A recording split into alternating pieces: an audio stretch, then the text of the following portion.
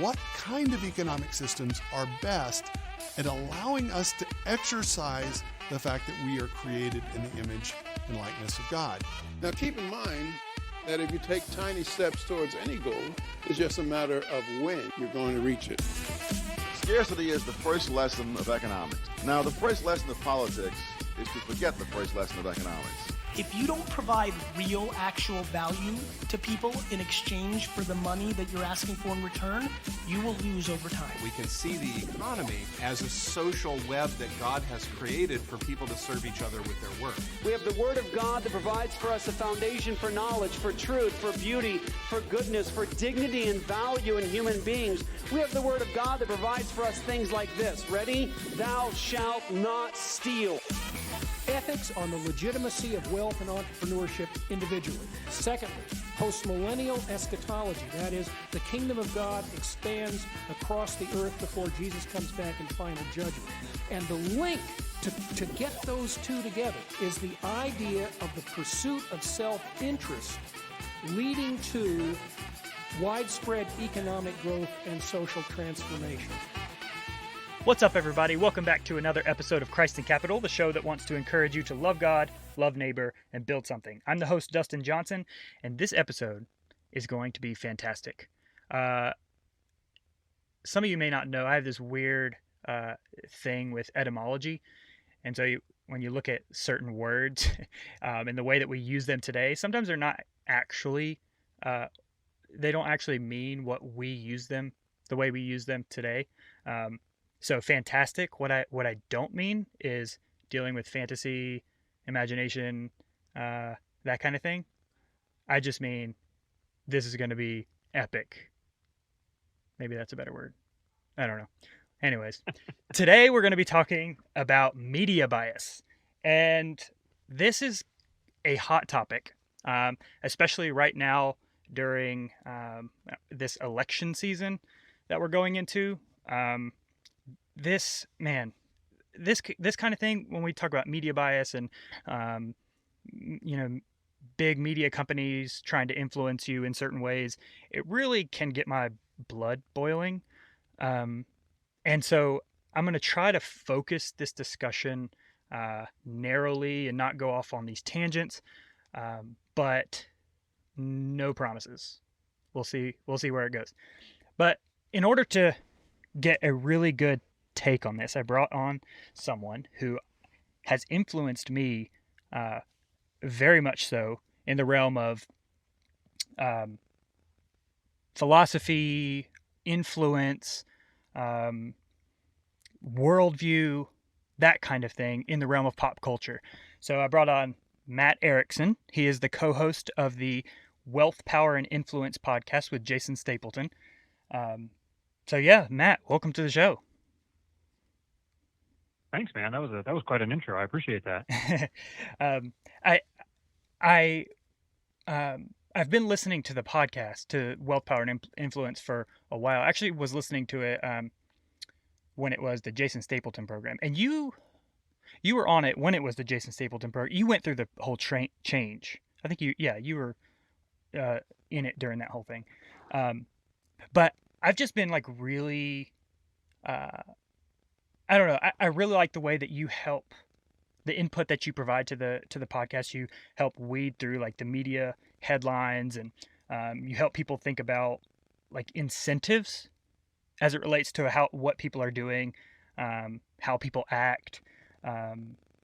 You help analyze what motivates people and groups, and then the broader like psychological discussion around motives and things like that. And so I've really picked up on that in the Wealth, Power, and Influence podcast. So I've been like dying to get you on the show. So this is, if it sounds like I'm a little starstruck, maybe I don't know if that's a good word for it. It's because I am. Okay. So, by the way, congratulations. I think you have a child on the way. Is that correct? We do. Yep. A little man is growing. That's awesome. Congratulations. I am 3 months in. Thank you. To Oh, 3 months into a pregnancy or 3 months into a baby? Baby. Yep. So Ooh, how is that? it is awesome. Your world's about to change, but it's for the better. It's so awesome. I'm just I don't know. It's like I'm deprived of sleep a little bit, but when you see him like laughing and smiling and giggling, it's all worth it. So man. Yeah, I've been I'm getting prepared for the loss of sleep a little bit in kind of a minor way because we got a kitten in September of last year, and so I usually get up a lot earlier than my wife, and then since she's pregnant, I like to let her sleep and get as much rest as she can. So I've been sleeping out in the living room on the couch, and our cat has decided that about 5 or 5:15 in the morning is the best time to start sprinting around the house full speed. And she also the cat lives for food. All she wants to do is eat. So come 5:15, basically every single morning, she is all over me, meowing and pawing at me and rubbing up against me and zooming all around me. So I don't get to sleep. It doesn't matter what time I go to bed. It doesn't matter what the weather is. It doesn't matter what. I am awake at 5 or 5:15 every morning. But I figured I can count my blessings that things are only going to get worse on the sleep front. So I'm just getting prepared for it now. Yes. Now, if your baby at like 2 months starts sprinting through their house in the middle of the night, that's kind of a warning sign. Well, the way that he's been handling his how would you say it? It's not his pregnancy. It's his state of someone being pregnant with him. Yeah, his the way he's baking handled period. that so far.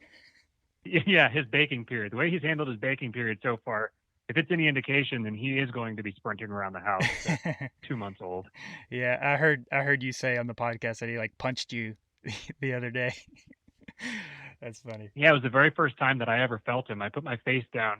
He'd been really still for a couple of days, and not enough to make Amy concerned, but just enough to make her notice. And so I put my face down against her stomach just to get him to kind of talk to him and say our evening prayers and everything. And the instant that my cheekbone hit her stomach, I got walloped. He was just setting a trap for me. As a Christian, I'm supposed to say you were supposed to turn the other cheek, but if it was too much That's of a wallet, maybe you probably shouldn't. But anyways, Yeah. okay, so let's dive into this. Before we get into like the substance of like media bias and stuff like that, I wanted to ask you about your background. What I like to do with Christ in Capital is we talk about economics and worldview kind of stuff, but we also bring on people who are like entrepreneurs and people who are doing their own little side projects or just whatever they're doing in their careers or whatever they're doing to make money or whatever. We like to bring them on and kind of get the backstory, how they started, what they're doing, and all that stuff. So I kind of wanted to get your backstory since I don't know much about it. How did you get started? I mean, how did you get interested in all of the big things like politics, economics, influence, psychology, all that stuff? And then how did you get in touch with Jason and get onto the Jason Stapleton program? It's kind of a funny story. I grew up very conservative Christian. I was raised Seventh-day Adventist and had a very conservative family. Mm-hmm. And politically speaking, we were probably neoconish, just kind of a traditional conservative, sympathetic to Republicans, despise Democrats kind of perspective. Yep, sounds familiar. And my dad got into, I don't even know where or how he got into it, but are you familiar with Gary North? Yeah, absolutely. Gary North is on the intro of my podcast. Heck yeah. Anyways. Awesome. Okay. Yeah. So Gary North was someone my dad started following for some reason. I don't know exactly why. But as I got into college in around 2008, 2009, 2010, somewhere in there, somehow my dad, I can't remember the exact details of it, but my dad had turned me on to some of Gary North's writings. And in terms of preparing, it was right when we were going through the economic downturn, the recession, and so he was passing clips and articles and stuff to me just kind of to expand my worldview, I guess. Uh-huh. And being in college and suddenly encountering the experience of student loans, I was suddenly very keenly aware of economics and the influence on our lives that economics has. Yep. And I was actually very sympathetic to this very outspoken congresswoman from Massachusetts, or not congresswoman, but a senator from Massachusetts named Elizabeth Warren. And the stuff she was talking about related to student loans, and then this other guy, Bernie Sanders, too. The two of them, they were talking about a lot of stuff related to student loans. And I was really sympathetic to it. I was like, yeah, this whole student loan thing is just the way that the funding mechanisms for universities and the student loans, it's all a massive racket, and it's super unjust. Mm-hmm. And so we need to do something about it. That was my feelings. I knew basically nothing about socialism or anything like that. So I wanted to be able to defend my position. I was starting to become a little politically aware, and I wanted to be able to defend how I felt about it. And I guess as I think about it, the first year that I voted in a presidential election was 2008, and it was Ron Paul. But that was just because I didn't really know anything. It was just kind of someone that my dad liked, and he seemed good, and liberty was a good thing, and so I voted for him then. Yeah. But so I started listening to this Bernie Sanders guy and Elizabeth Warren, and I wanted to be able to defend my position. So I started studying interest and how all these things work, and kind of one thing led to another, and I happened upon the Mises Institute, and then found Tom Woods, and one thing led to another, and eventually I was an anarchist. Yep. I think it sounds pretty familiar to mine too. Like when you're in college, you're like, well, I'm going from this world of complete, obliviousness. Is that the right word? To like the political. I mean, people in college, they were really into the Jon Stewart, the Daily Show, and whatever Jon Stewart said was the thing. That was the right thing. And but yeah, that's so interesting that you had to have a previous encounter or I guess introduction to Gary North. Yeah, some things I don't agree with him about, but overall I think he's a really good thinker. And I didn't know I was introduced to him before I knew he was with the Mises Institute, or before I knew that he had much to do with the Mises Institute, which was a really interesting kind of convergence of worlds. But yeah. So then after that, how did you meet up with Jason? How did you get that whole thing started? Okay, so I started listening to Tom Woods it was actually because I was doing a research paper in college, and for the life of me, I have no idea why I decided to write it on this subject, but I decided to write it on the gold standard. And I mean, at this point, I was like less than a noob about all this stuff. I knew basically nothing about it. Yeah. But I'd seen this connection between nations that devalued their currencies and totalitarianism. Mm-hmm. And that just seemed like a really compelling, interesting, kind of controversial thing. And I think I also probably thought that writing it was kind of made me look smart, and it would make me look good to my professor. Yeah. So I started doing research on it for that. And I just remembered now, just as I'm talking about this, I actually emailed Gary North asking for some help with the project or something like that. And I think I'd run up against the deadline, and I kind of expressed that in my email. And I just got a kind of a pretty terse response from him that said, basically, your lack of preparation doesn't constitute my emergency. And oh my gosh. So I learned a lesson from that. Gosh. But so I started trying to do research for this paper and to be able to write intelligibly about it. And at the time, I'd just been introduced to podcasts. This is funny to think about now, like 10, 12 years later. If you're in college now, you live in a completely different world than those of us who were in college even just a decade ago. It's the extent to which politics has completely permeated the environment everywhere, and everybody is all talking about politics and has opinions about politics and stuff. That didn't exist back then. It was much more of a kind of a fringe thing that most people like libertarianism, a lot of people even had no idea what a libertarian was. And I mean, I still kind of don't, but Right. then it was even more fringe than it is now. I'm not sure the Libertarian Party knows. So sometimes. Yeah, I've got my strong feelings about the Libertarian Party. Yeah. So I started trying to do research on this, and I just gotten into podcasts. And the avenue I'd gotten into podcasts through was fantasy football. I was listening to fantasy football podcasts. Interesting. And I was like, this is a really good medium for educating myself on stuff, because I like to run, and I always do better moving and listening to stuff than I do just like sitting and reading a book. Me too. So I was like, well, let me see if there's any libertarian podcasts I could listen to. And so I found Tom Woods, and I got all caught up on his episodes at the time, and then I was out of stuff to listen to. So I just Googled libertarian podcast. And by that point, it was actually, by the time I was looking for another libertarian podcast, I was out of college.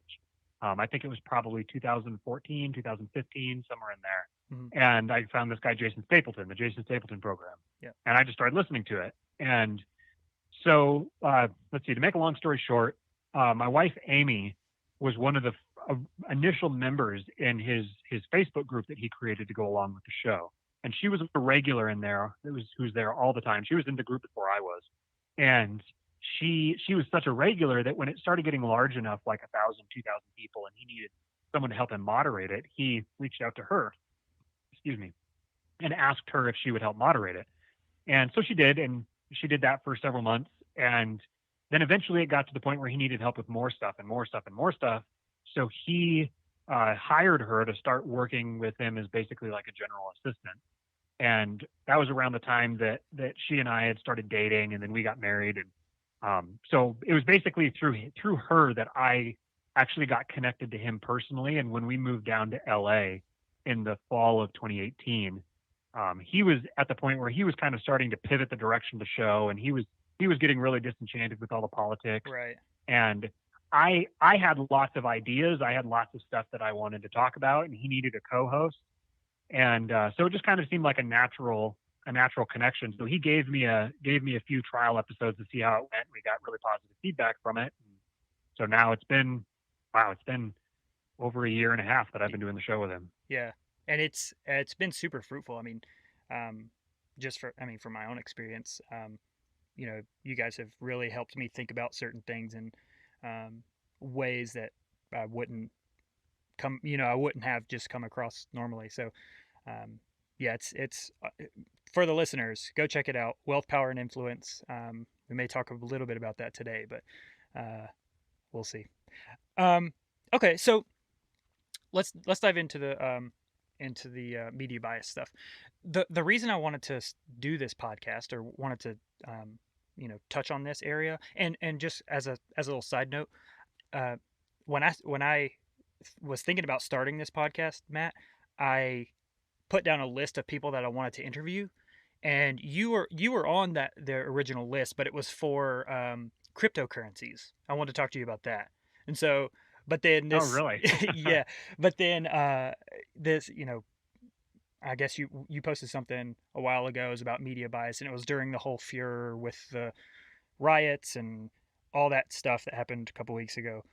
And so I was just like, hey, let's talk about media bias, and you agreed. So, but the reason I wanted to do this media bias thing was because over the past year, we've seen in pop culture these big news stories being pushed to us, and it's almost comical how blatantly biased these stories are that are being pushed to us. We've had like the whole Kavanaugh thing, we've had the Jussie Smollett thing, we've had the FISA courts thing, Mueller reports, we had the Covington Catholic kids stuff, we've had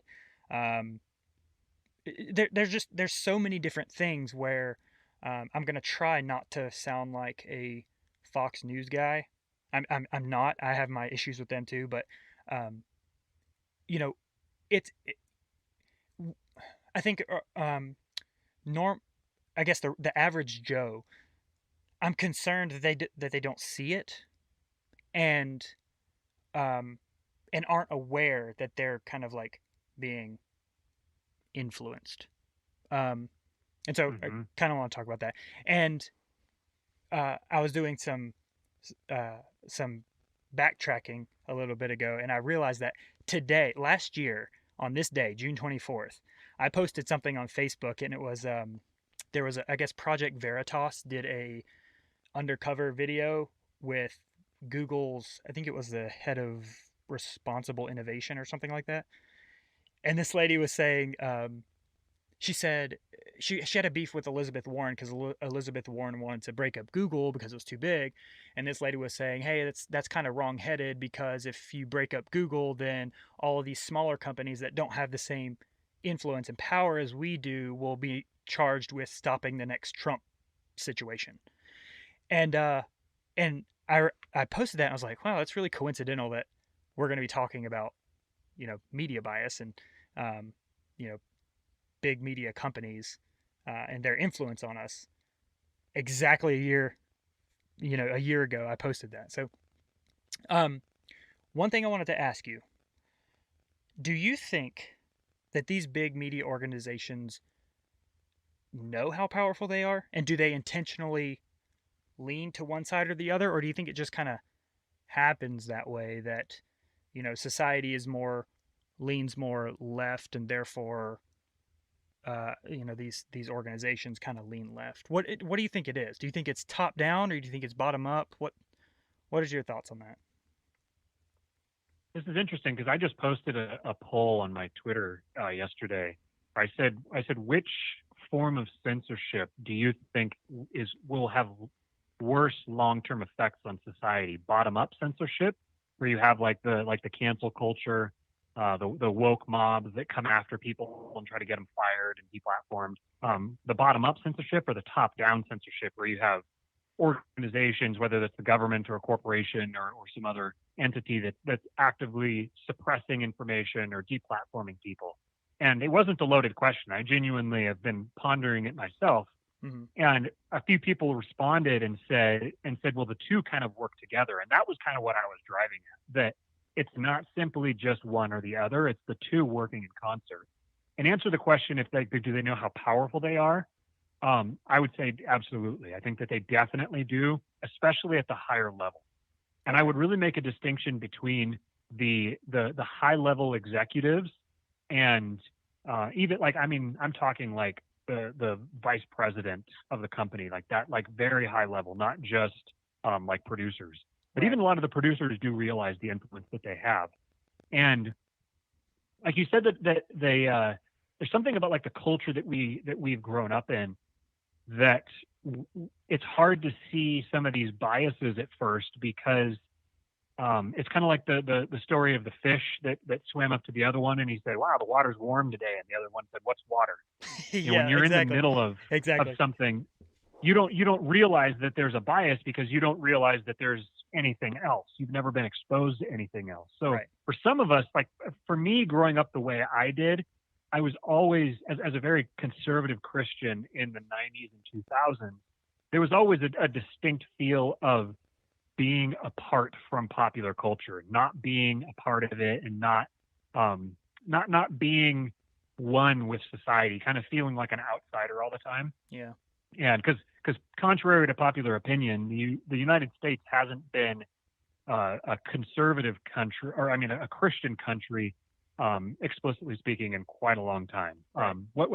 Modern progressivism is a secular evolution of Protestant Christianity, but that might be another conversation. Right. So in answer to your question, then I would say that at the top level, they definitely have full understanding of just how biased they are. They know exactly what they're doing. They know exactly that they're deliberately framing issues in a certain way. Mm-hmm. And sometimes it's to serve political ends, and sometimes it's just because it's what gets clicks. Right. Like I think that Jeff Zucker, the head of CNN, he has his political agendas, but then he also has his make money agenda. And so the thing with Trump is that Trump is extremely profitable. And as soon as they realized that, they just started hammering that and putting him in every single headline. So then the media at the top level, the top level executives, they're incentivized to angle the coverage and angle the reporting toward what's going to get people the most invested, what's going to keep them invested. That's why you had the Russiagate thing that extended for way too long. That's why you've got, the coronavirus. There's a guy named Naval Ravikant who I love on Twitter. His Twitter handle is @Naval, Naval. And he said, he had the most brilliant tweet. He said, now that the media has realized that coronavirus is like the new Trump, it's the ultimate clickbait, we're going to be in lockdown forever. Because the media just picks something that is going to hook people and get people invested and get people watching. I mean, the 24/7 media cycle is the worst thing that could have ever happened to us. It is. Although I guess if you think of it from an accelerationist point, it could be the best thing, because there's this thing that people always talk about, the good old days. Oh, I wish things were like the good old days where the media was honest and there was no slanted reporting. People just gave us the objective facts. Yeah, that was never the case. That has never been the case in the history of the country. There has always been slanted, biased reporting. But now it's just become really, really evident because the 24/7 media or news cycle forces them to have to manufacture content for themselves, because there just isn't that much that keeps people's attention. So at the high level executive level, the people are very much aware of exactly how powerful they are. But then I would say at the ground level, with your commonplace reporters and journalists who are just beating the street, I think a lot of them still do buy into this idea that they are they're kind of like an underdog, vulnerable class who, many of them, I'm sure, especially the closer they are to having just gotten out of journalism school, I'm sure a lot of them see themselves as kind of like valiant warriors, revolutionaries, sacrificing themselves for this cause. Yeah. And I think that they don't fully appreciate the influence that they have. They still think that they're underdogs and victims. But the longer that they're in the industry, the more that they realize how things actually are. Yep. And I'm going to get a little philosophical, theological, but if you think about it, if you're on that ground level and you have you realize you have some sort of influence or some sort of sway on people, or you can kind of feed into the mechanism that's swaying people, and you have a worldview where there's no justice ahead of us, it's all blind indifference, that kind of thing. We're just kind of, we can get into this discussion, in a different time, but if you think it's just like an evolutionary, no justice ahead of us, nothing, no governance above us, that's a scary thing. You've got to be the one that takes control. Like, you've got to be, like, you have to make sure that your guy's in power, because there's no authority above that. Like, you know what I'm saying? Like, it becomes a discussion about who has ultimate authority, and who and where, what is your ultimate appeal, essentially. And if you're down on the ground level and you're like, and you think the president is your, the one who's going to make your future, that's a scary thing. That's a really scary thing. That brings back the memories of election night 2016 when, Hillary lost, and those people are devastated. And I'm not saying they're not like believers or whatever. They don't have some type of spiritual, higher power or anything like that. But I am saying that if you place all of your faith in government, man, that's a daunting thing. That's a really daunting thing. And so that's kind of a side note, but so these organizations. Yeah, I would say that the state now has become I hinted at it earlier, but the state and stateism and the belief in, you might even call it like Americanism, like the belief in as Americans, our sacred responsibility to right all the wrongs in the world and to heal all of the injustices. It's a literal derivation of Protestant Christianity. It's the evangelistic nature of it was rooted in actual Christian evangelists in the late 1800s, early 1900s, who saw themselves. They kind of blended like evangelistic Christianity with, many of them, because it was just in vogue at the time, many of them were in essence white supremacists. Because in that era, there wasn't. One thing people don't realize is that the world used to be much less interconnected than it is now. And a lot of people could go their entire lives never seeing someone who really looked that much different to them. Right. So when they did encounter people who did, and it just so happened that the representatives of people who looked different than them were people who had darker skin, then it was just kind of a natural, rational, scientific thing to think, oh, well, these people are just lesser. They're somehow not as evolved, or they're just more savage or whatever. So they had the belief that it's our job as not only Americans, but our job as Christians to go civilize the savages. It's our job to take educated, civilized democracy and take it to these people, pull them up out of the slums that they're living in, clean them off, put them in Western American clothes, teach them, put them into American schools, teach them American values. This is the root of modern American statism, and that's where a lot of them came from, and so that's why now it actually has literally replaced Protestant Christianity with kind of like a perverted secular version. It is. Well, and I think a lot of it has to do with the whole idea of idolatry. Like when you make the the state or even the flag kind of the icon of your, I'm going to use the term loosely, but your God, or you've got it so tied into the image of your faith or your God, then you obviously, if your evangelistic efforts are going to be striped red, white, and blue. And it's sad. Yes. It's sad because you actually still see it a little bit today. Some churches still do the Pledge of Allegiance. Like, there's so much emphasis on the American way, the American ideal. And America, I think, has a whole bunch of opportunity. It's an awesome place, but when that's kind of tied into your philosophical, religious, ideological framework, you get issues like we have today. And so, you can use the definition of a God.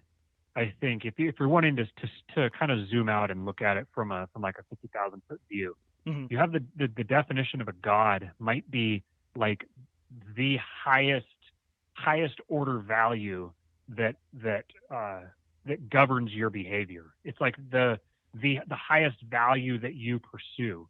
The thing that is it's like a transcendent ethic that informs the way that you behave. Right. And this is a constituent part of the human psyche. There is no person who is not religious. Religion is not a phenomenon that's restricted to a certain category of person. Right. Religion is a constituent part of the human psyche. Mm-hmm. Every single person is religious. It's just a matter of what they're religious about. Right. So now people talk about how like the death of religion, or that we're not religious anymore. Oh yes, no, we are. Everybody is religious. We're more Americans religious now are more religious than they've ever been. Yeah, exactly. And I think absolutely. I think the outworking of that is seen in the bias that we see in media headlines and chyrons and all that stuff. Man, there's so many rabbit trails I want to go down right now, but I'm going to I'm gonna rein it in. So let me kind of pull up this article that has a few just examples of some of the types of ways that journalists either I think it's conscious, like we were talking about. I think it's conscious, but it could be subconscious when they write about an issue, or they they're reporting about an issue in the news. And this article that I'm going to link to the show notes is called 11 Types of Media Bias. Okay, so the first example that this article has is spin. It says spin is a type of media bias that means vague, dramatic, or sensational language. When journalists put a spin on a story, they stray from objective, measurable facts, yada, yada, yada. And then they have an example here of, it was from the Washington Post, and they were talking about President Trump, obviously. And it says, British Prime Minister Theresa May was calling to celebrate the Republican Party's wins in the midterm elections.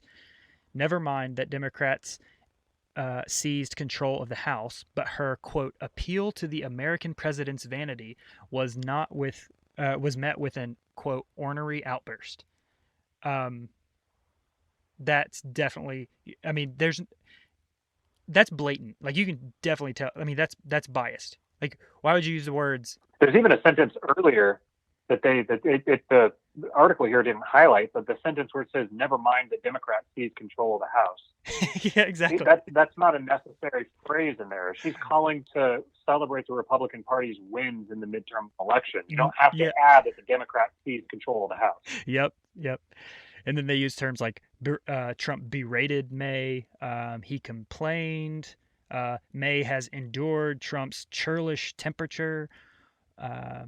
Aides were, quote, shaken by his especially foul mood. Like, this is not objective journalism. What does Shapiro say? He says, so much journalisming. Let's see. The next one is unsubstantiated claims. Journalists sometimes make claims in their reporting without including evidence to back them up. There's an example in here. There's a Daily Wire example. I didn't think it was as good as The Hill. This was Senator Kamala Harris. It says Senator Kamala Harris condemned the, quote, violent attack on Jussie Smollett, calling it an attempted modern day lynching. And this was before they had settled the investigation or anything, but just the idea that she called it a violent attack. Like, she was leading, she's trying to lead someone to believe a certain, or take on a certain sentiment about this issue, or whoever was writing this did, I guess. It's just like, I don't know. If you're the editor, how can you not call this? How can you not call this out and say, maybe we shouldn't. If we're trying to be objective, maybe we shouldn't use that language. Maybe we shouldn't use these types of phrases. It makes. I don't know. I don't know. That's a case where I really feel like I don't know how to feel in that specific one, because if obviously in hindsight it was very leading because there was no violent attack, but if we were assuming that it was true, then it was a violent attack, and so calling it a violent attack wouldn't necessarily be a bad thing. And I'm guessing that the person who wrote it, maybe even the editor, would have, if they believed that it actually happened, then that wouldn't even stand out to them because they're just objectively referring to a thing that's there. Whereas like the Daily Wire one here, where it says that Alexandria Ocasio-Cortez, quote, continued her long-standing pattern of not understanding how things work. Yeah. Now, part of that, I recognize that it's coming from Daily Wire, and I don't think they even really claim to be objective. And this is one thing where honestly, I trust conservative media more, even if I don't agree with them, because they don't try to hide their bias. Exactly. I don't mind if people are biased. I mind if people are biased and pretend not to be. Yeah, it's the same thing I feel about like Fox News. Like I'm not going to really trust Fox News, but they're going to tell. I mean, it's like they're open about the fact that they've got a slant, a lean to one side, whereas someone who's trying to like hide it, it's like we can see through it. It makes me not trust you like even more.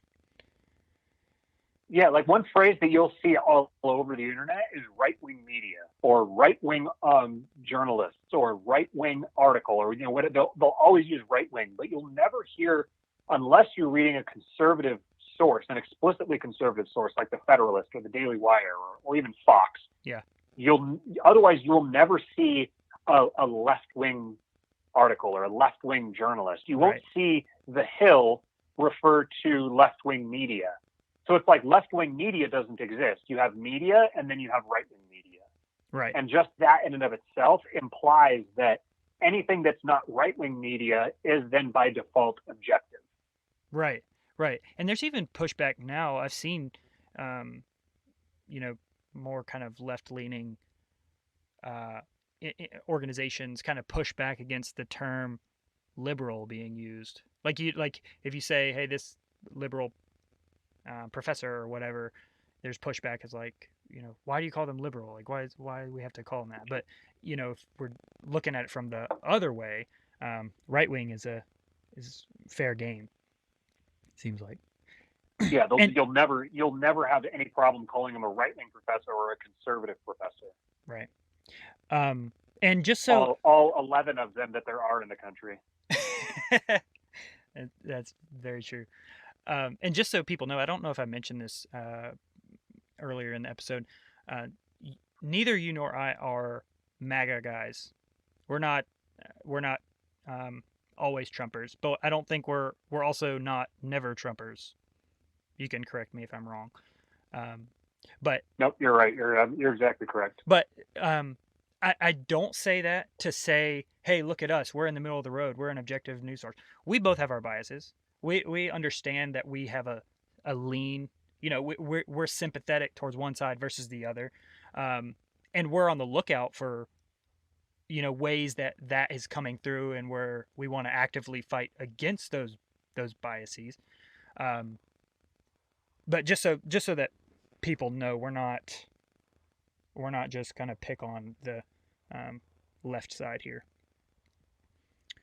Yeah, the thing is, it's hard to find examples on the right wing side, just because they're so blatant about their biases. Yeah. And I learned a long time ago. I've heard a lot of people that talk about. I remember I used to ask this question as well. People that talk about, how do you find an objective source for your news, or what objective source can you find, or whatever. And the rule of thumb that I've developed is, if they don't declare their bias, then you can't trust them. If they aren't open about which direction they're biased, you can't trust them. This is why I'll take Vox over CNN, because Vox is very open that they're left leaning. Yeah. And they may be, if you ask them, they might try to be like, no, we're not, we're objective, but they don't try to hide it. Yeah. They don't try to pretend that they're somehow objective, because really, even the phrase objective perspective is an oxymoron. If it's a perspective, right. It's not objective. Right. It can't. An objective perspective is an impossibility. You cannot be objective. Nobody is objective. Right. By definition, we are all operating from a subjective perspective. So anybody who's attempting to pass themselves off as objective has something to sell you. Yeah, and there's another rabbit trail I want to go down, but I'm not going to. I'm what's fresh in my mind right now is I was just watching this 3-part discussion documentary about the whole intersectionality, neo-Marxism, critical race theory kind of stuff, and it's all like standpoint epistemology. It's whatever your experience is, that's what's true for you, so to speak. And part of this discussion that we're having can kind of sound like that. I don't want it to sound like that, but that's kind of the rabbit trail I want to go down. I'm not going to. Maybe I'll have you on later and we can talk about that whole the spirit of the age, in the Christian language. Yeah, totally. I'd be glad to. All right. So the next one is sensationalism. Emotionalism. Sensationalism is a type of media bias in which information is presented in a way that gives a shock or makes a deep impression. Yada, yada, yada. They have an example in here. BBC says there are more than 100 Republican-held congressional districts across the country that have a narrower margin than 17. If seats that look like this, or seats that look like this one in Pennsylvania are toss-ups in November, quote, it's going to be a bloodbath. Obviously, super flamboyant language, not going to be a bloodbath, but, the person who was writing this made a decision on what sentence to use there, what words to use there. So it's not objective. It's not like they, there's this like blank slate and we just use this term. They chose to use that term, bloodbath. So, let's see what else. And you would think that, so in this case, they're talking about Republican held districts with narrow margins, meaning, So they're talking about a case here, I think in Pennsylvania, where a Republican-held district was overthrown, where a Democrat won the election. So what they're saying is that in November, if there's more seats that look like this one, then there's going to be a bloodbath in the sense that Republicans are going to get wiped out by Democrats. So you would never see them frame it that way if it was the other way around, right? Because they wouldn't frame the Democrats from the perspective of the corporate press. The Democrats are the good guys. They're always even if they're not. I wouldn't say that. I wouldn't say that they're always the good guys, but they're never the bad guys. Right. So they would never frame it in a way that would make them look like victims or like they would make them look bad like that, like a bloodbath. They're only going to describe a Republican nature that way. Yeah. And then, in my context, it's easy to see in my context. I'm in a suburban area in North Carolina. Okay. Yeah. We have a Democrat governor, but North Carolina is a very conservative state. In your context, though, you're in LA, right? Or you're yeah, right. And so I imagine our immediate contexts are like way different. I don't know, but and so even you and I, even though we come to similar conclusions about things, sometimes it's probably a little bit harder for you to not give in to the, it's in the way that it's hard for you to not give in to the left side is the same way for me not try not to give in to the right side of things. And that may be oversimplifying it, but we always. Are you saying because of the influences that we're surrounded by? Yeah, like the pool, the water that we're in, to use the analogy that you were, using earlier. Yeah. Anyways. Let's see. Mudslinging. They used. They had a headline in here that says. Basically, it says Ben Shapiro, the alt-right sage without the rage. Yeah. That was funny. Yeah. But that's crazy. That comes from The Economist. I know. Like, if that came from Vox, I would expect that. But from The Economist, that's just staggering. I mean, at this point, I'm not surprised anymore. But, right. Because the Economist has passed themselves off as being like basically a kind of middle of the road, objective, like analytical outlet. Right. So for them to call a conservative Jew an alt-right sage is just bonkers. Yeah. So here you go. It says down there, it says The Economist issued a retraction and instead referred to Shapiro as a radical conservative. Radical conservative? Ben Shapiro? There is zero things radical about Ben Shapiro. Right. What's his thing? He was the target of the alt-right 2016 number one target or something like that. He's received the most hate. Yeah. Anyways, I like Shapiro. I think he's level-headed. I disagree with him on quite a few things, but I think he's pretty good. The next one is mind reading, where you assume that mind reading is a type of media bias that occurs in journalism when a writer assumes they know what another person thinks, yada, yada, yada. Here's one about CNN. Donald Trump's hatred of looking foolish and Democrats' conviction that they have a winning hand is leaving the president with no way out of the stalemate over his border wall. You can't know that. And it even says down here, we can't objectively measure that Trump hates looking foolish because we can't read his mind or know what he's feeling. There's also no evidence provided to demonstrate that the Democrats believe they have a winning hand. Yeah, I mean, is this an opinion piece? Like, if it's in, does CNN Politics have opinion pieces? How does that, I don't know. I'm opening the link here to see if it was a opinion. Nope, it says analysis. That's just it's not in the opinion column. Yeah. Man, I don't know. If I was the editor or if I was the gatekeeper, I was working as a gatekeeper in some way. I mean, I would at least try to call that out if I'm trying to be the quote most trusted name in news. Is that what they call themselves?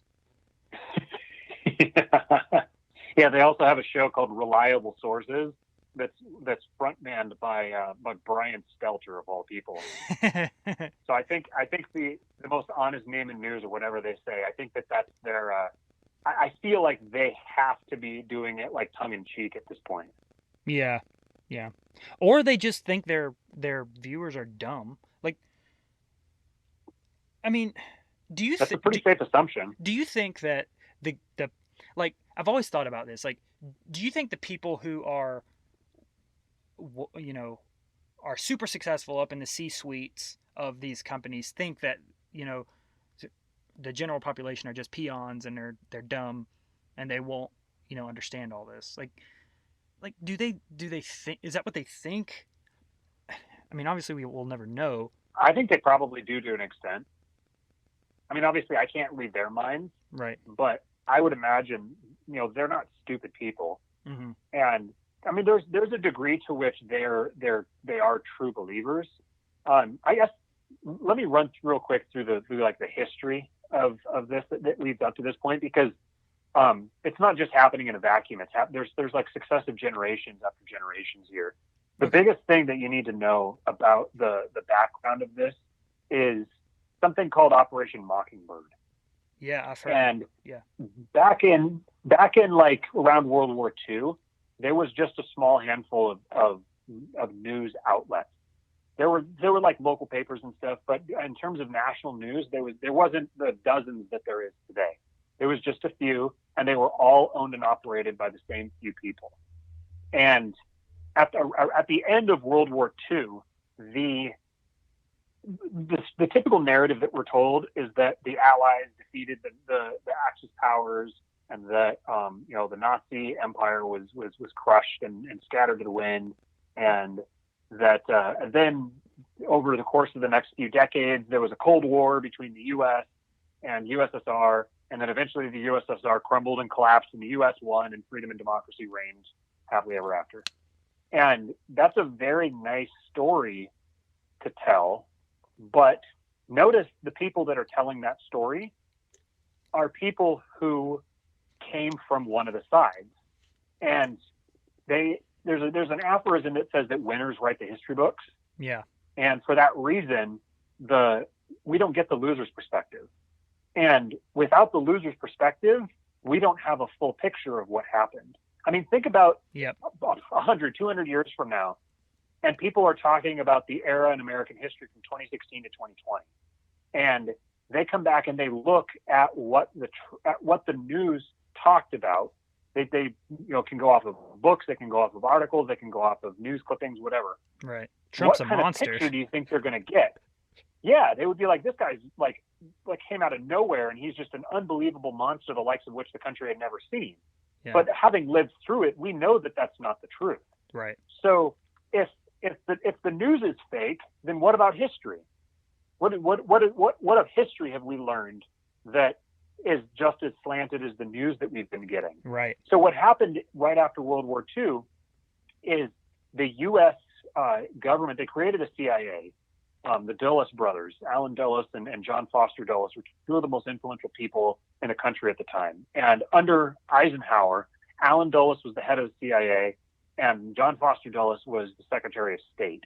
So you had the State Department and the intelligence apparatus for the U.S. government, both run by brothers who were very close. Wow. So all of the bureaucracy and the paperwork that would normally be required to facilitate operations between the two organizations was all passed over with just a phone call. All they would have to do is call each other. They were on the same page.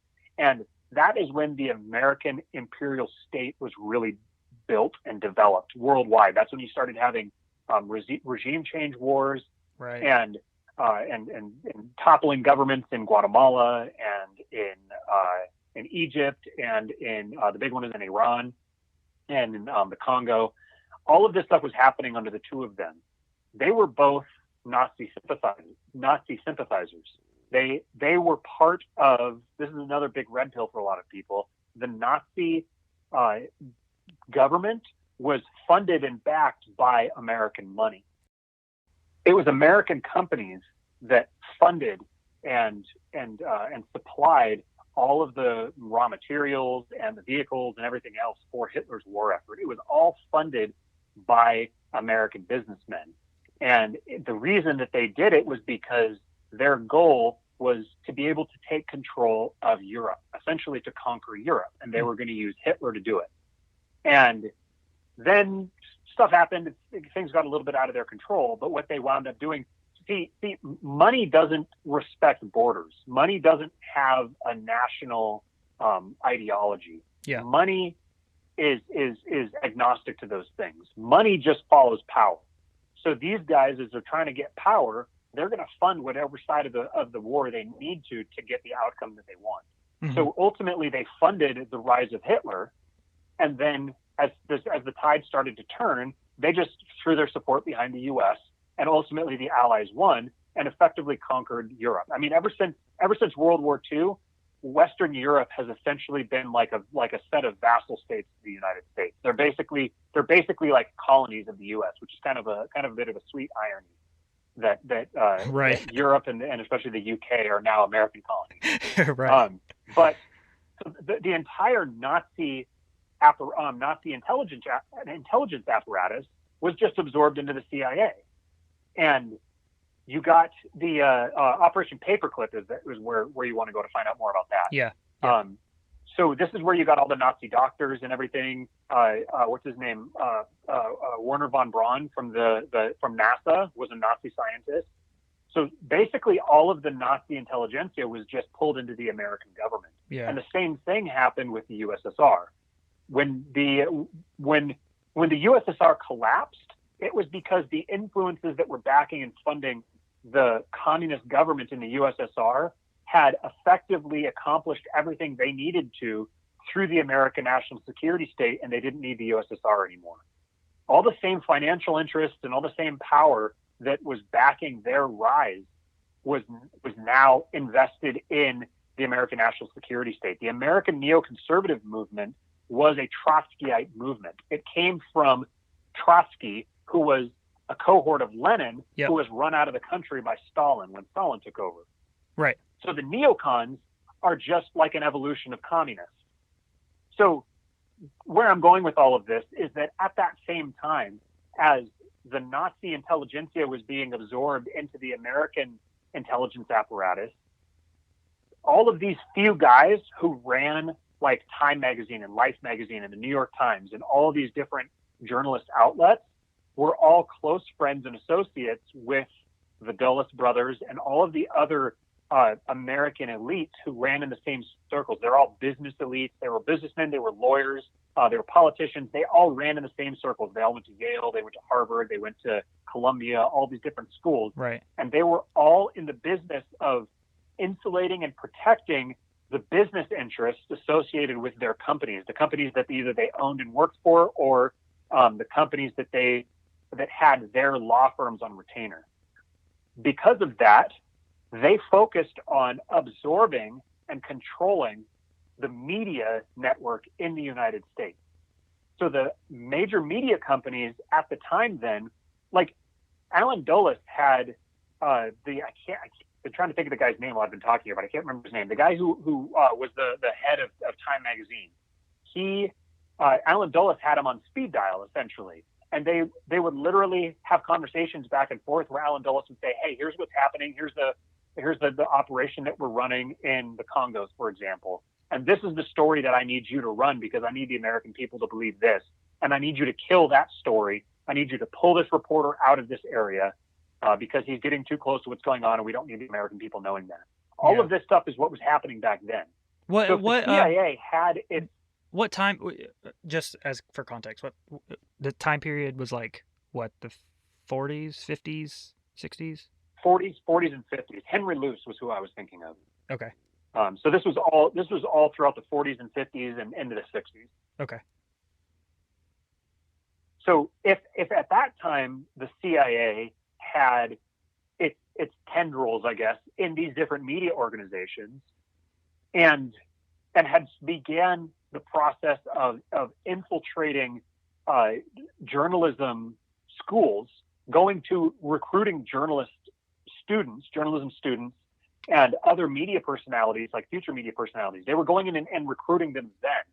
If that network was being laid and being accomplished back then, how far along do you think we are 60, 70 years later? Yeah. There's this network is almost older than the American intelligence apparatus. Yep. So the entire American intelligence, deep state, all of that is like has controlled American media for the same amount of time. Yep. And so you know, a lot of this stuff is like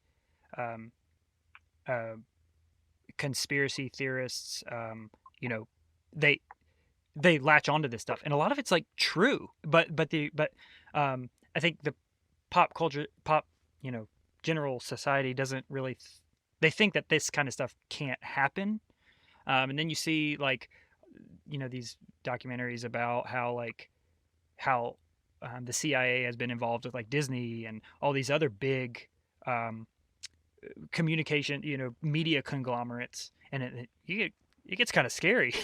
Like, you're like, when you talk about the tendrils being all over the place, like, yeah, that's kind of nightmarish.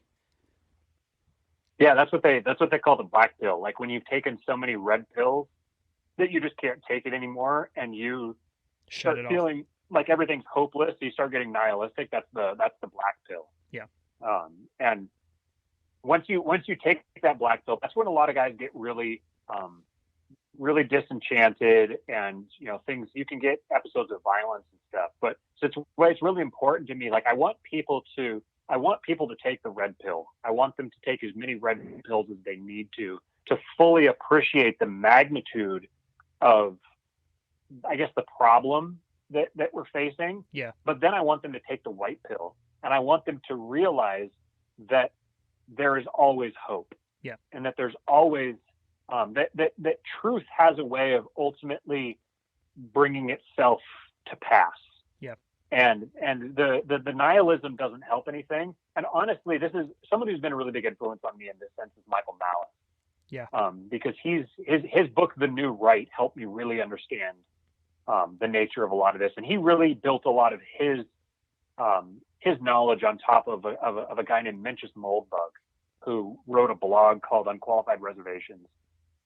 And a lot of it is pretty heady writing. It's kind of, I think Moldbug was deliberately really verbose and kind of drowned a lot of his points in a lot of extra words as a sort of barrier to ensure that only, you know, the most intelligent and devoted people would actually fully understand everything that he was saying. Uh-huh. But he's really done a lot of work to outline the way that human psychology and sociology develops over time, the way that cultures build and grow. And there's this sense that everything seems to be moving left all the time. Like, if you take Ben Shapiro, for example, who's supposedly a radical conservative, if you take Ben Shapiro of 2020 and you dropped him into the culture of 1920, he would be left, like right of the Nazis. He would be super, super right wing. But then if you put him someone where? who was in 1920. Oh, okay, yeah. So if you took 2020 Ben Shapiro, you just plucked him up and you dropped him in 1920 Los Angeles, mm-hmm. he would be like ridiculously right wing. Yeah. Ridiculously left wing. He would be way left of anybody who's right at the time. That's what I was thinking. Okay. I misspoke. Yeah. And so then if you took someone from 1920 who is as right wing as the 2020 Ben Shapiro, and you dropped them in 1820, he would be way, way left. So everything has been moving left for over time. Like, why is this? Why does as Moldbug put it, he says, why does Leviathan slouch left? Mm-hmm. Why does everything constantly move to the left? And it has to do with human psychology. It has to do with the way that human societies merge and interact with each other. But this is the reason that once you start seeing the source code in the matrix, once you realize how much of the stuff that is presented to you is not objective at all, how much of it is subjective, and how much of it is crafted and delivered to you just for a specific purpose, suddenly you realize everything that you've looked at and everything that you've known is not true, that you've been basically watching a movie the whole time that actually doesn't square with real events. And all of this information that I'm telling you is all readily available on Google. It's all available to anybody at any time if they want to go study and do their own research. Right. But it doesn't get highlighted in the mainstream. And this illustrates the power of framing and the power of, if you've established yourself as a credible source, the extent to which you control the minds of the people who follow you. Because people are not critical thinkers. The vast majority of people just offload their critical thinking capacity to someone that they've decided that they trust. Right. So all you have to do is buy somebody's trust, and then they will offload their critical thinking capacity to you, which means you get to control them. Yeah, I know, and it's frustrating because it's more comfortable. It's more comfortable to do it that way. It's easy. Yeah. Like H.L. Mencken said that I don't remember his exact phrasing, but he said that most people don't want liberty, they want security. Yep. And this is from someone coming from a libertarian perspective, this was the biggest red pill for me, was realizing that if you're approaching libertarianism from a political perspective, like you think that you're going to somehow vote the state smaller or something like that, you don't understand how people work. You don't understand what makes people tick and how they think, because the majority of people don't value liberty. When you talk about liberty as being this value to people, most people hear liberty or they hear freedom and they think freedom to do bad things, and they don't want bad things. Yep. So they're more comfortable with the devil they know than with the devil they don't. Yeah. And when you look at it from my perspective, from a Christian perspective, if we take, the backstory of the Christian worldview, the Old Testament viewpoint, this is what history is all about. It's about civilizations rising up and saying, hey, this is, I'm the one that is in charge of making sure that the world is good, or whatever end you're going towards. It's your responsibility. This is the whole Babel thing, Babylon. All of these stories is about men, conspiring together for power. And power is not necessarily a bad thing, but in and of itself. But when it's when you're the one that's getting power for your own ends, that's when you run into some issues. Power just exists. It right. just is. Somebody's going to have it. Influence. So it's a matter of what it's a matter of what the people with the power are going to do with it. Yeah. And this is the big focus of the show that I'm on with Jason. Well, power and influence. Yeah. That the people who influence other people are the ones who get power. And if you get power, you will get wealth. Yep. And if you have wealth, you can buy influence. So they all work together. It's a circle. You can go around one way and you can go back around the other way. You can use your wealth to buy influence, which gives you power, or you can have influence, which gives you power that you use to accumulate wealth. You can go either way. And there will always be evil people who are using their influence or using their wealth or using their power to do evil things. So the question then is, do you sit around and let them do that? Or do you figure out how the matrix operates? Do you study the source code of the matrix? Yep. Do you understand the way that power works? Do you understand the way that the human psyche operates?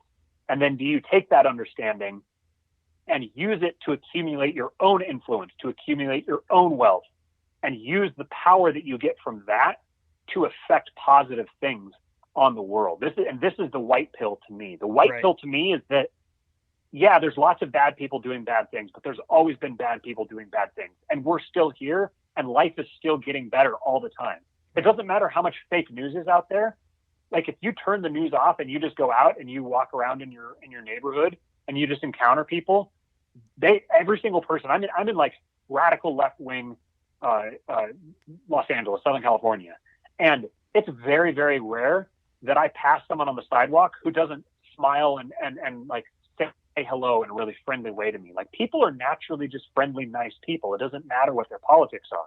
So if you check out of once you realize the news is fake, once you realize all of it's fake and you can just check out of it, it's the most liberating thing ever. And you realize how much power you can get over your own life by taking everything that you've learned and applying it in a positive direction. Right.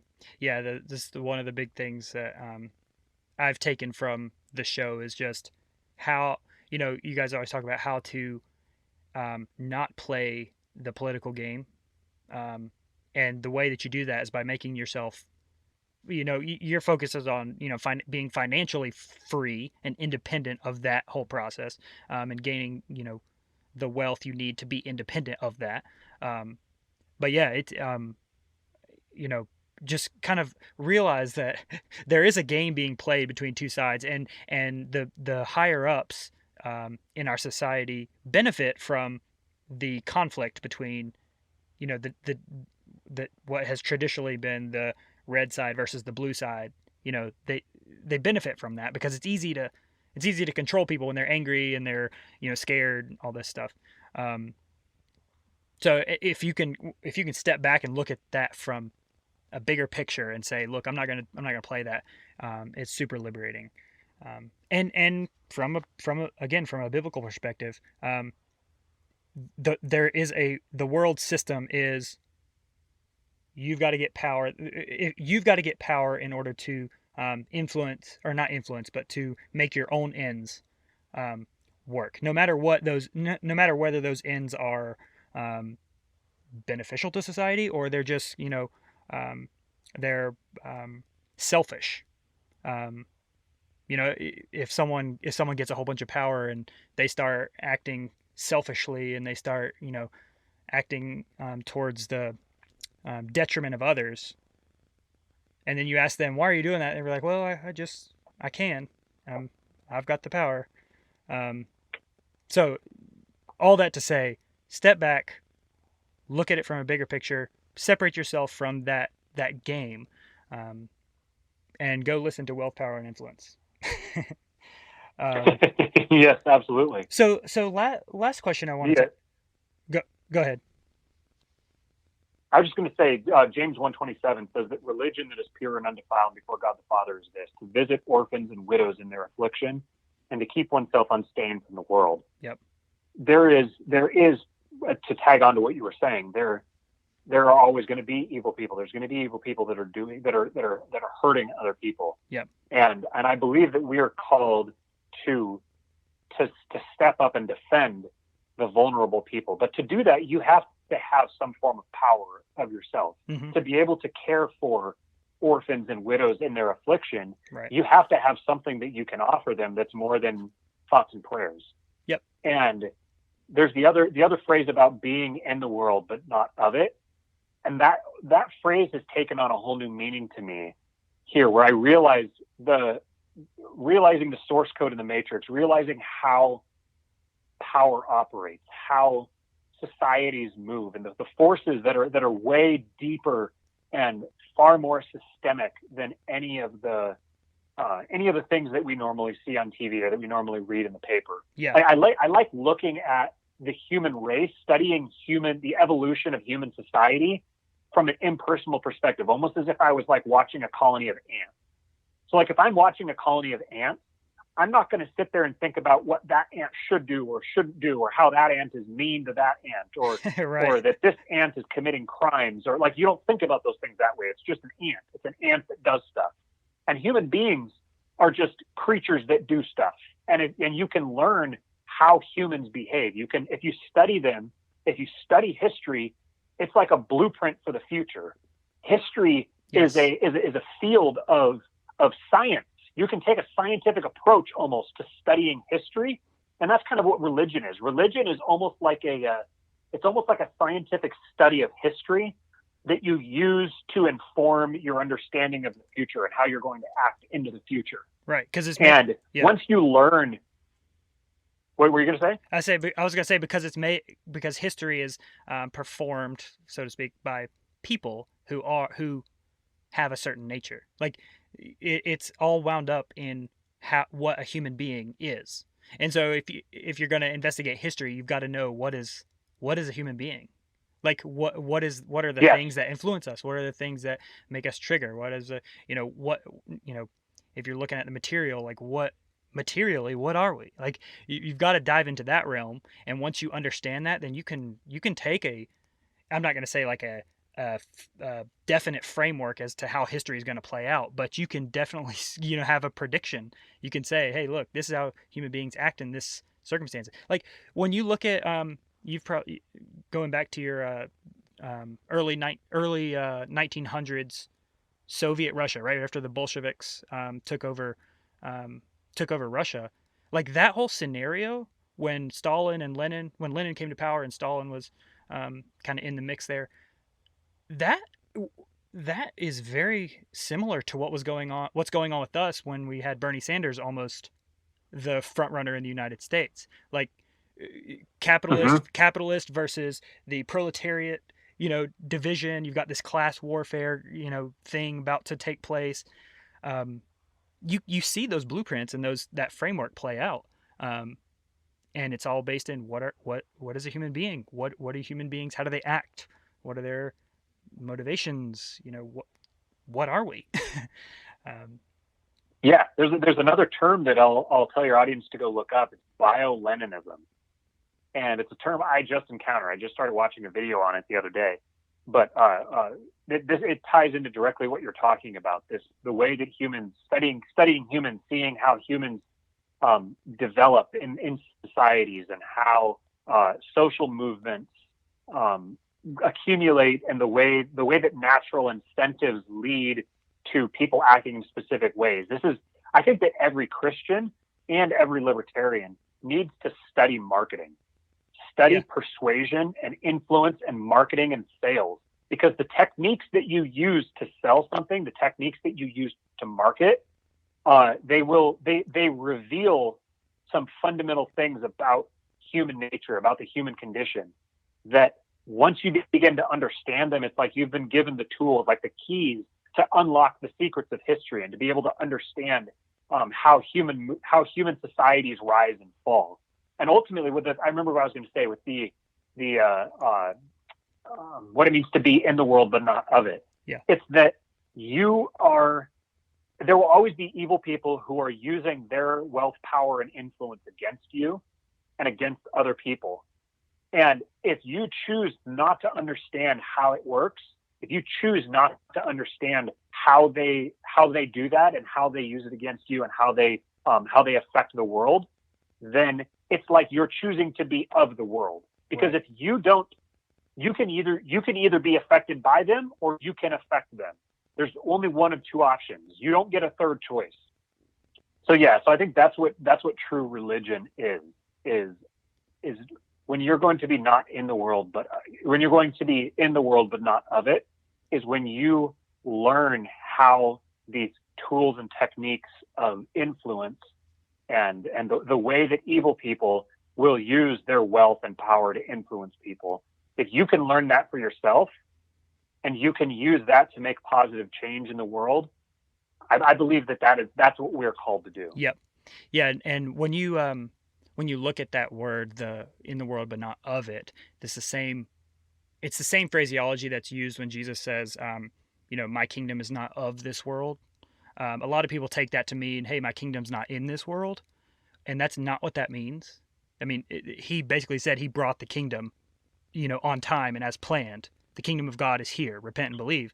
But my kingdom is not of this world. It's not the world's system. It's not of their system. The world's system is top down. Get power. That's the world that he came into. Into the Roman Empire, it was top down, subjugation. And then he came, the God of the universe came as a baby, the most vulnerable, and started from the bottom. So And even when you're talking about the tendrils and all the influential things going on in our world are so systemic, and I don't remember what other word you use, but they're so deeply embedded.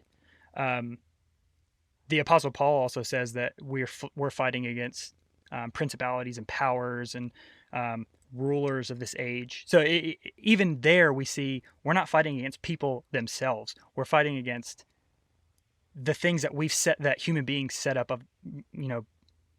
by themselves, like the incentives and the all of this kind of undergirding framework that we've set up for ourselves that kind of put us in this really terrible predicaments. That's what we're fighting against. That's fascinating. So when Jesus said that, what he was saying then, if I'm understanding correctly, he's saying that my kingdom is not of the nature of this world. My kingdom does not operate on the same principles of this world. That's what he was saying? Yeah, it's not.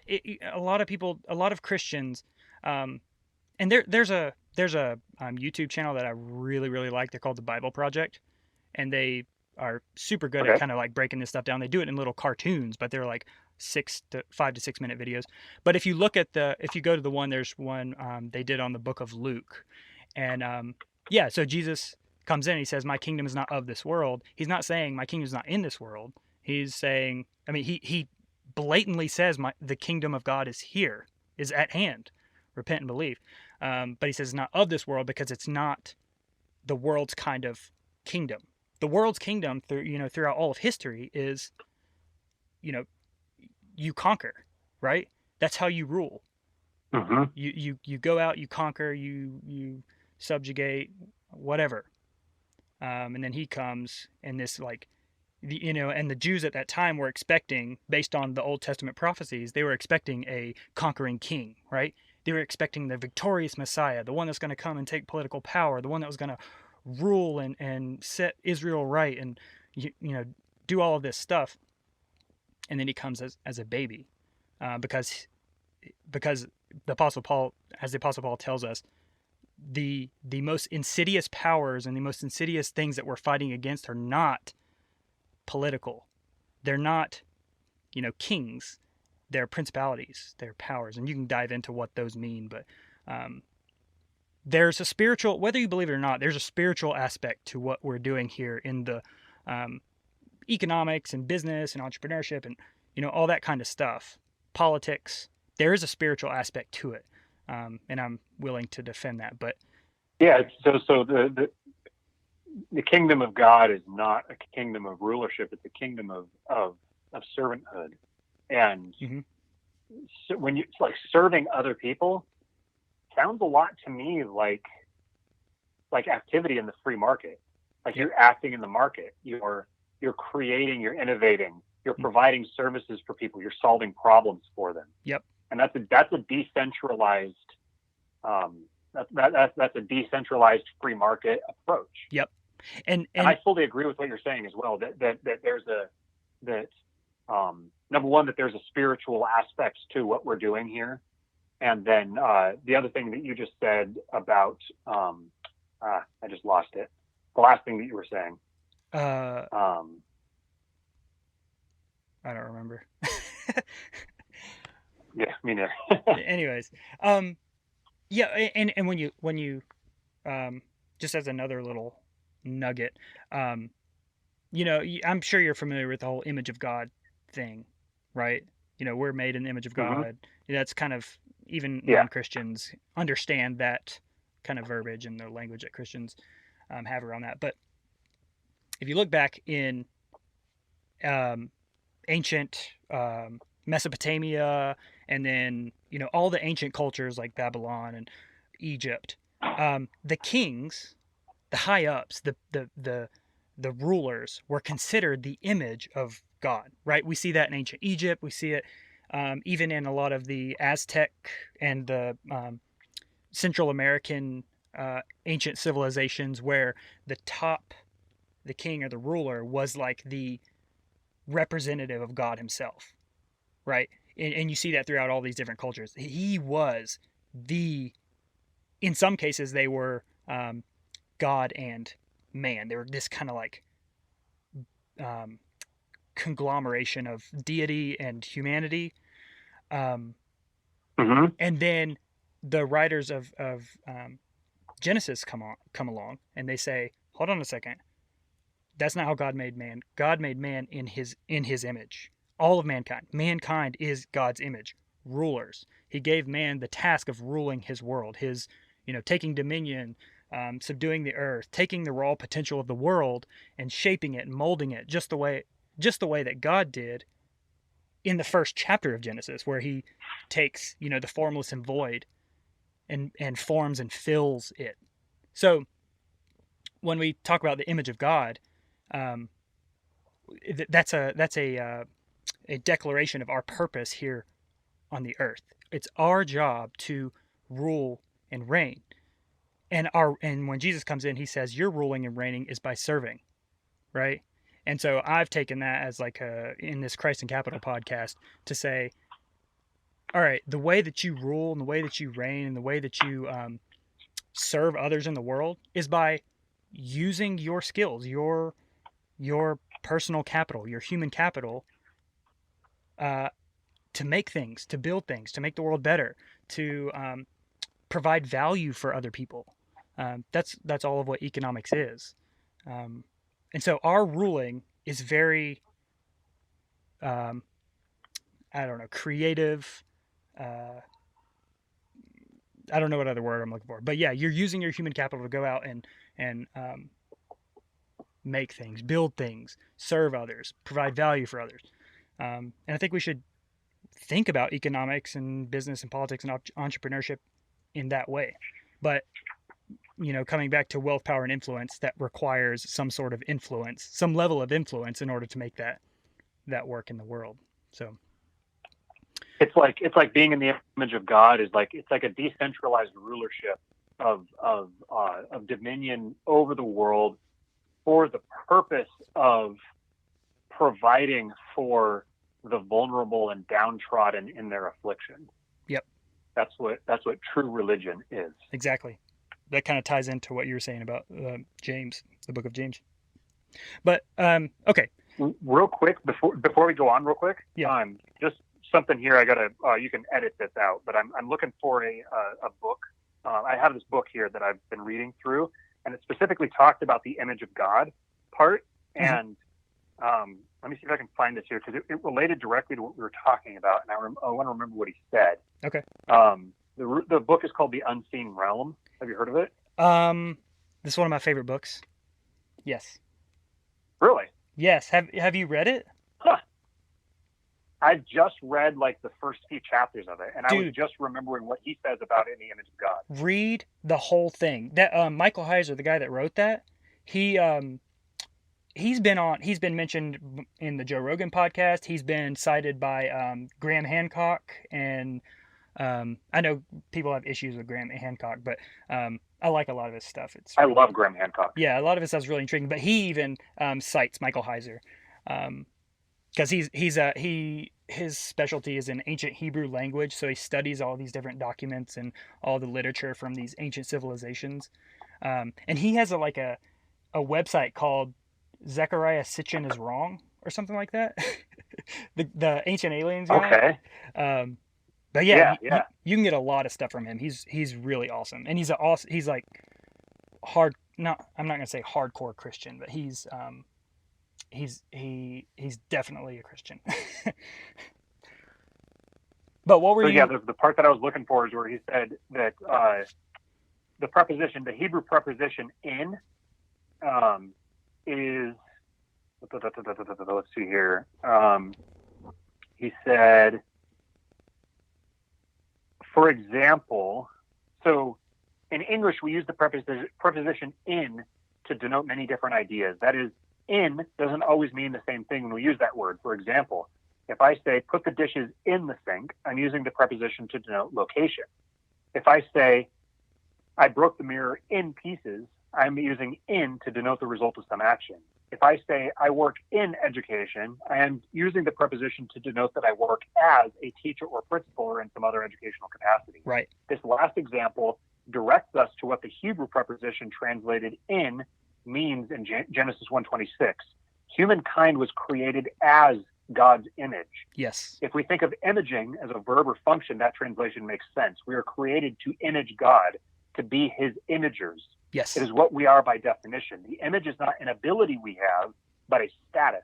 Yep. We are God's representatives on earth. To be human is to image God. Yep. You don't understand how how much of a paradigm shift that was for me. I mean, because when non-Christians hear that, they think, oh, what is it? Does that mean that God has arms and legs? We're made in his image, like we look like him? Like, no, that's not what I mean. What it means, it's a function of role, a function of responsibility. What is your job, your purpose in the world? It's to reflect your creator. And the way that you reflect your creator is by doing what did he do in the first chapter of Genesis? He takes the formless and void, the darkness and the waste. I think the tohu, the Hebrew is tohu vavohu, which means wild and waste. He takes the wild and waste and forms it and fills it and creates this garden.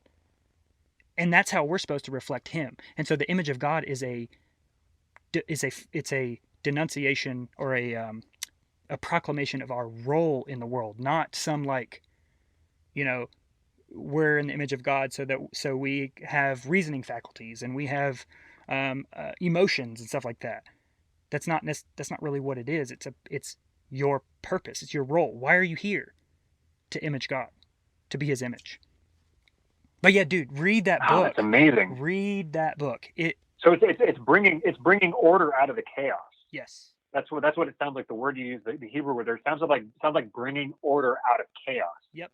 And you think about the way the law of entropy and the fact that the universe is in a state of entropy. So like if you take a glass and you throw the glass up in the air, it's going to land on the floor and it's going to shatter. But you can't sweep up those pieces of glass and throw them up in the air and have it like turn itself back into a glass and land on the counter fully like unshattered. Right. And the universe is in a state of constant entropy. And this is when Moldbug talks about how Leviathan slouches left, that progressivism is chaos. This is why history moves to the left. As we go throughout history, it's moving steadily leftward because we're moving more and more into chaos. Chaos is taking over. When you think of order as like right-wing thought is about hierarchies. It's about hierarchies and borders. The left wing is about egalitarianism and removing borders. So it's removing physical borders. It's also removing physical borders between people. It's removing ideological borders between people. Cultural, social, yep. Cultural. It's about removing the borders between concepts.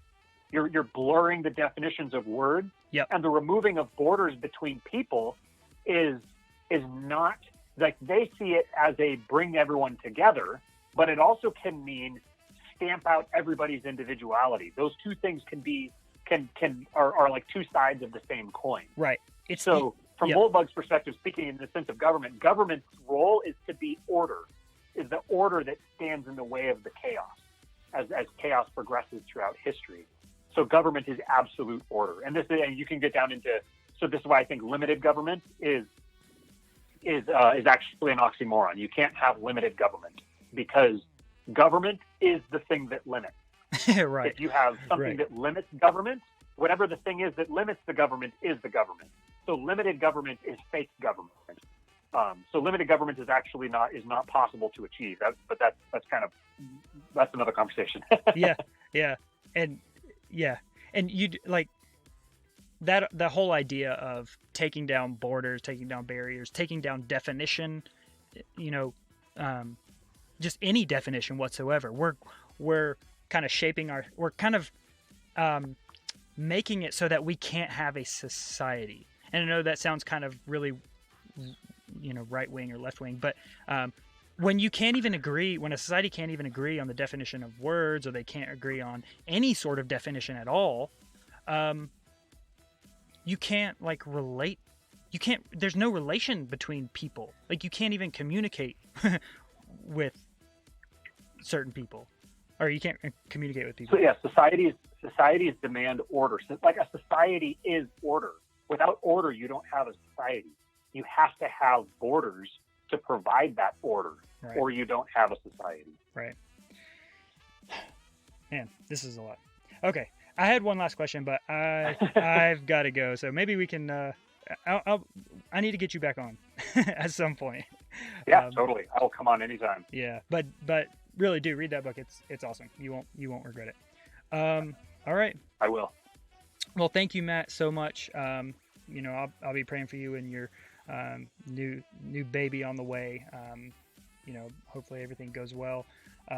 If you know, I want to have you on for more discussions about different topics, but we'll just take it as it goes. I know this discussion kind of went, we kind of went down a few rabbit trails, but it's awesome. I love it. Yeah, I really, really enjoyed this conversation. I'm happy to come on anytime, man. Awesome. All right. Well, thanks everybody. Like I say, go subscribe, rate and review, leave us a comment on Apple, iTunes, Spotify, all the different, podcast platforms, whatever. But above all else, as I always say at the end of the episodes, we're called to go out, love God, love neighbor, and build something. Talk to you guys later.